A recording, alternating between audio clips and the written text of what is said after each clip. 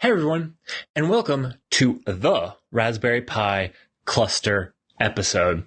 Now I know a lot of you have been waiting for it, and so let's jump right into it as this one is a little bit longer than my usual videos.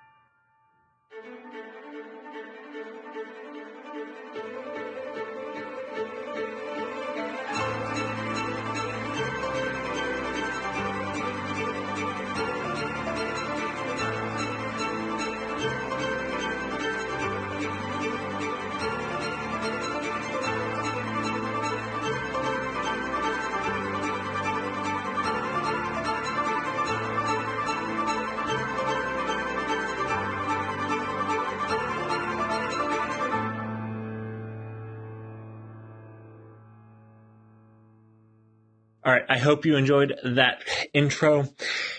I want to start this off by first apologizing. It is a little bit longer and it covers a lot of information. Now, I have actually weeded out a lot of information that I'm not going to cover in this video because it would just be too long. Don't worry though, I'm going to actually make videos on these subjects. So what subjects are you talking about? Configuring KeepAliveD and explaining KeepAliveD in a little bit more detail. MetalLB, not only will I not be covering exactly how to configure it and set it up or install it, but I won't be really describing everything that it brings to the table either. I will cover the general basis of what it's doing for me though. And then the very last one is good Git workflows. So part of this was requiring me to deploy an application, and I built some Git workflows. And we need some videos on good Git workflows that make it simple for your team so your team doesn't fight with Git, but actually uses it as a tool that empowers them. On top of this, I've broken this video into 3 main parts. That way, if you're not really interested in one of the parts, you can skip to the other parts. The very first part is the goals and intentions I had when I set out to make this cluster. The part 2 would be exploring the finished and set up cluster and how it currently exists and works. And then the last one would be my overall thoughts on running a long-term Raspberry Pi cluster and what my current thoughts are and what the future plans are. You've probably seen me say high availability. And it really means a lot of different things to a lot of different people. And because of that, I wanted to be very clear as what I meant with high availability for this Pi cluster. My terms for high availability is that I can remove any singular device and still have a functioning cluster with my application still reachable on the same IP address. If you're working in the cloud or familiar with the cloud, there's things called floating IP addresses, and they handle a lot of this for you. But even if you use a floating IP address, you need to handle failures within your infrastructure. And you can use things like load balancers for this. Because I'm not running this in the cloud, I can't use cloud infrastructure like a floating IP. And thus, there are several considerations that need to be had. First, we have the Kubernetes control plane. The Kubernetes control plane makes it easy. It already has this idea of a control plane, and you can stand up as many nodes as you want of the control plane, making it pretty highly available. I will be running 3, and this will allow any one of them to fail, and I will still maintain Raft Quorum. Why I say Raft Quorum is because that is what etcd uses to maintain quorum. And it's the algorithm that it uses, and etcd is kind of the memory of Kubernetes. So Kubernetes has kind of solved this problem for me already. So cool. Now, this poses another problem. We have 3 control plane nodes, but I need one IP address to address. And this means that if I'm addressing one of the control plane nodes, if I lose that control plane node, I now can't reach my Kubernetes cluster, even though the cluster is still healthy. So to fix this problem, I will be putting my control plane behind a load balancer. And this load balance will load balance across all of the control plane nodes. So this really fixes that problem. But this now poses another problem. What if that load balancer goes down? And this is where KeepAliveD comes in. We'll run 2 instances, 2 nodes with HAProxy as the load balancer we're going to use. And KeepAliveD is going to assign whichever one is healthy to be the current one running at the current IP address. So 192.168.3.5 is the IP address of the load balancer. And if that load balancer fails, KeepAliveD is going to assign that static IP address to another node. We have effectively made our floating IP address. Now, I want to stop right here and say that I kind of lied to you. I said we could remove any one device and still have a working cluster. This is 100% true, except for my network. So networking became very hard. I was actually going to provide a highly available network. The problem here was cost. Now, if you're wanting to look at highly available networks, you're going to talk about F5 load balancer, layer 3 switches, and all of these things. All of these things are extremely expensive. Extremely expensive. My car costs less, brand new, than the cheapest F5 load balancer. I drive a cheap car, granted, but they're very expensive. So, that being said, the next choice, other than getting some extremely expensive hardware, and redundant, extremely expensive hardware, was to provide multiple NICs per device so that there could be multiple switches, and that way if any one switch failed. But Raspberry Pis don't have multiple NICs. So then the only other thing would be is to have 3 switches, each one with 1/3 of the devices, providing that any one switch could go down and we would still have quorum. Not only is this a pain in the derriere, but this provides expensive me buying cheap switches just to provide quorum. So I didn't go down this path either.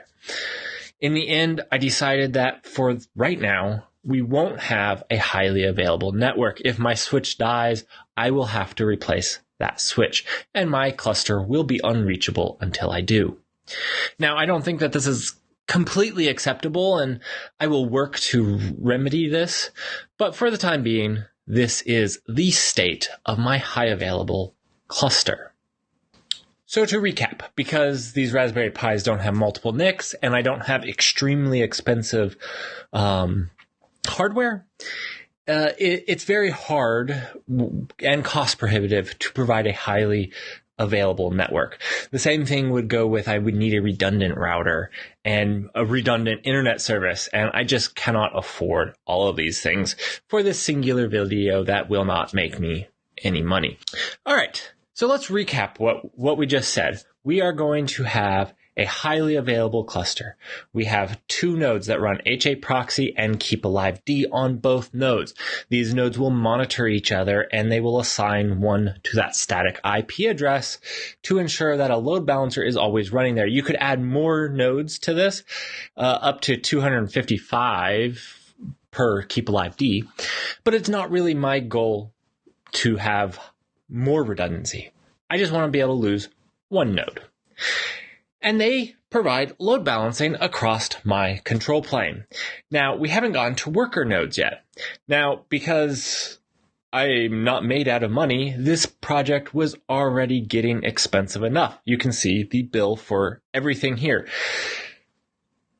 That is because you have to buy power supplies, you have to buy cabling. Now, I handmade all the cabling, which cuts down on cost and gives you high quality cabling. The fact of the matter was, I didn't just want one worker node, and I couldn't really afford to buy more Raspberry Pis at this moment. So my end goal was I untainted the control plane, and all the workloads run on the control plane as well. This is not optimal. I don't recommend it, but it provides me full high availability with the minimum number of nodes that I can use. Because now the control plane, because it's a small cluster that only runs one singular app, isn't burdened by this. Now, the other thing that I really wanted was I wanted to expose my services or my applications via a load balancer. And since I'm not running in the cloud, this is where MetalLB comes in. I'm running MetalLB on my control plane / worker nodes, and this provides me IP addresses that are load balancers for my services. And this allows me to get a public IP address mapped to my service. And as you can see, we can access my blog running on my cluster through this IP address that was defined by MetalLB. And you can lose any one of these nodes and you'll still be able to get this service because, as you notice, there's 2 replicas, and I told it to not run the replicas on a node that's already running one, so that they're tainted in such a way that they won't run together unless if there's no other way. So if you said that we wanted 4 replicas, one of the replicas is going to have to run. So it's a prefer, not a hard no execute. All right, so this is the cluster. Let's check it out. As you can see, here we are running a control plane node. We have 3 nodes. I can unplug this node and you can still get requests. I can unplug one of the HAProxys and we can still get requests because KeepAliveD is going to reassign the other node. This has given me high availability on the Raspberry Pi.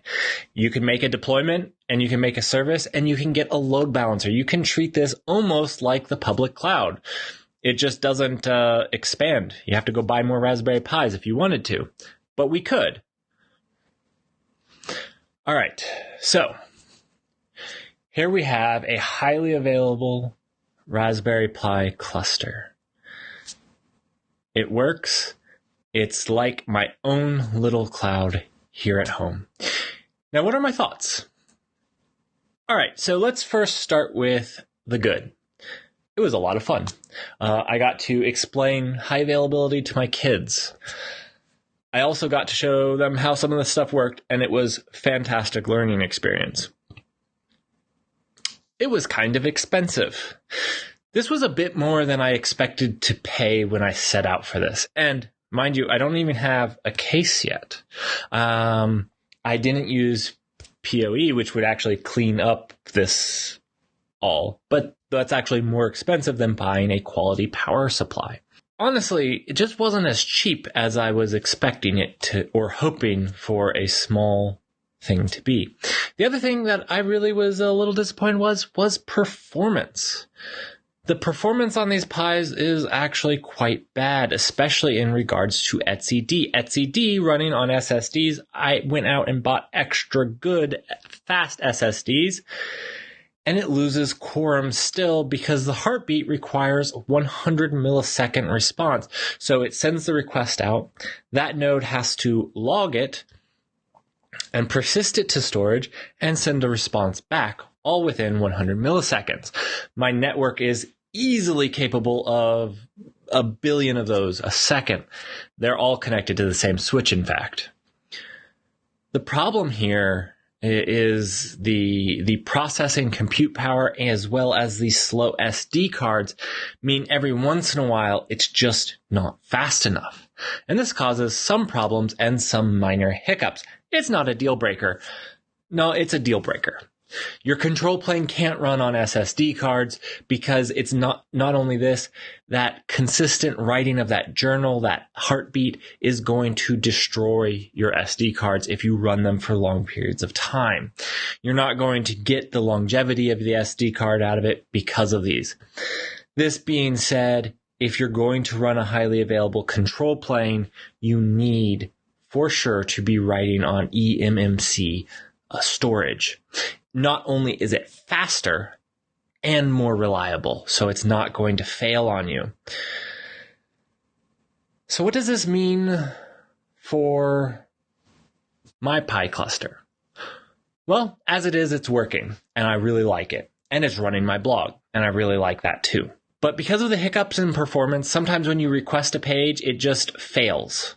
Something I don't experience on my Nook server that consumes about the same power as all of these, although it's not highly available. The first thing I'd like to point out here about running your own Pi cluster is not a lot of things are compiled for ARM. And you might be saying, oh, well, it's a Go project. It should compile for ARM just fine. And you might be right. It might actually have compiled binaries for ARM.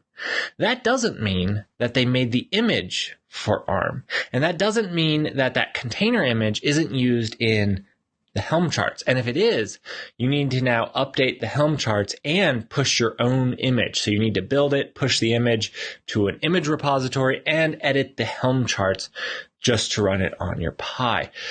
I found this to be true with way more things than I thought. I at first wasn't going to use my blog. I was actually going to just use some of the default like Echo servers. Echo server's image isn't compiled for ARM. Well, it can compile for ARM. There's just not an image for it. The guestbooks one, MongoDB works, but the guestbook, which is a PHP thing, and I didn't want to learn to compile PHP because as far as I'm concerned, PHP died 10 years ago. And so I wasn't really interested in learning that. But the guestbook example, the image wasn't compiled for ARM. And here is what an error you might look like if you have a pod that is in crash loop backoff in your ARM-based cluster. If this is the error you're getting, it might look a little cryptic, but this is because the binary that you're trying to execute isn't executable because it's not compiled for ARM. So it's just gibberish. And so this error actually makes a lot of sense. And I found out lots of things didn't have the image built, even though they supported ARM themselves. The image was not built for ARM. So here's an example of what a GitHub workflow and that will publish an ARM image. You can go check it out. It's the blog. Link to it is in the description. But there's a Git workflow there that builds and publishes for ARM. And so make sure that you update your GitHub workflows for any open source project you have so that you also compile your image for ARM so other people don't have the same struggle. So is this the end of Merrick doing Raspberry Pi clusters? And the answer is no. I'm striving to come up with a high available solution that you can run in your house for cheap. That's my goal. I want to come up with the smallest high available cluster so you can have the experience that you would have in a data center maintaining a highly available cluster because it is fantastic experience. That being said, this is not the final iteration. There's a lot of shortfalls. First, I'm going to need to get ARM chips that support eMMC memory. Now, I'm kind of disappointed the Raspberry Pi 4 doesn't have eMMC storage. The Hard Rock from Pine, that's almost 4 years old this spring, supports eMMC modules. And now I know that the Compute Module 4 does, but the Compute Module 4 has another fallback. I couldn't find a PoE hat, and the only thing I could find was this big clunky dev board. And because of that, I can't make the expense for that goes through the roof to buy 3 of those 3 dev boards just to power the stupid board. So if you actually design boards, I don't design boards. I don't know that I would be very good at it. If you design boards, want to work with me for a a add-on for the Raspberry Pi 4 compute module, get in contact with me. I would love to help with that because that would make the Pi 4 compute module much more attractive to me. If that doesn't happen here soon, I'm probably going to have to make the control plane out of the Rock Pros from Pine. And it's just not a Pi cluster if I'm having to use somebody else's resources.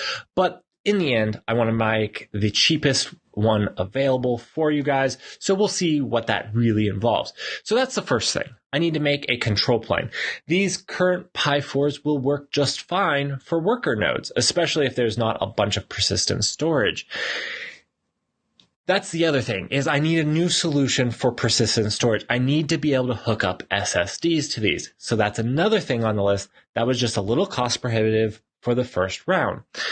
Another thing is airflow and air usage. Currently, they just have a few heat sinks. I'm working on building a pretty cool case for them that you guys should be excited about.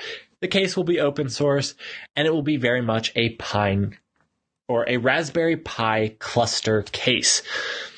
So those are some of the things and some of the evolutions we're going to this. So you can expect to see more intermittently about us upgrading our Pi cluster, running a highly available cluster here at home. Whether that's on Pine 64 boards or on Pi boards, that might be yet to see, but you will have ARM64 boards, and Pine just released a RISC-V board, so maybe we'll try to make a cluster out of those. All right, guys, that's it for this episode for today. I hope you guys learned something. I hope that you enjoyed this. I hope that you found it fun and entertaining. If you didn't, go ahead and click that subscribe button, stick around, and see if these videos get any better for science.